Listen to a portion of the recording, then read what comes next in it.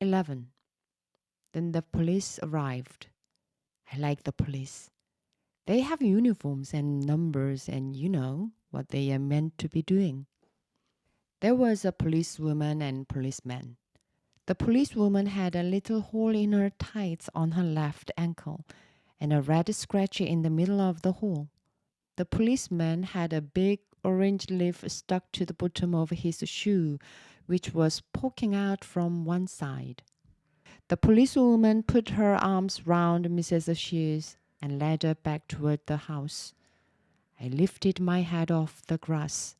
The policeman squatted down beside me and said, "Would you like to tell me what's going on here, young man?" I sat up and said, "The dog is dead." "I got that far," he said. I said, "I think someone killed the dog." "How old are you?" he asked. I replied, "I am 15 years and 3 months and 2 days." "And what precisely were you doing in the garden?" he asked. "I was holding the dog," I replied. "And why were you holding the dog?" he asked. That was a difficult question.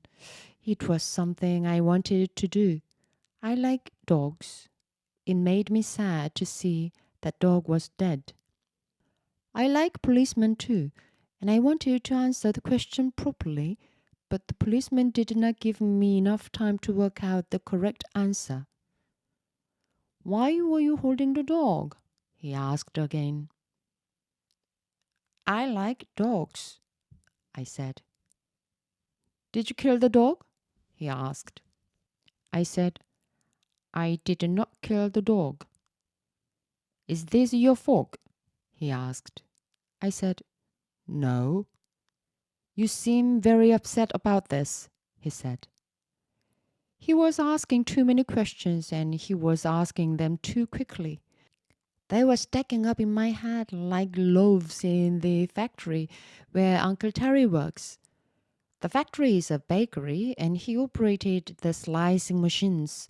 And sometimes the slicer is not working fast enough, but the bread keeps coming and there is a blockage. I sometimes think of my mind as a machine, but not always as a bread slicing machine. It makes it easier to explain to other people what is going inside it. The policeman said, "I'm going to ask you once again." I rolled back onto the lawn and pressed my forehead to the ground again and made a noise that father calls groaning. I make this noise when there is too much information coming into my head from the outside world. It is like when you are upset and you hold the radio against your ear and you tune it halfway between 2 stations so that all you get is white noise, and you turn the volume right up so that this is all you can hear, and then you know you are safe because you cannot hear anything else. The policeman took hold of my arm and lifted me onto my feet, and I didn't like him touching me like this, and this is when I hit him.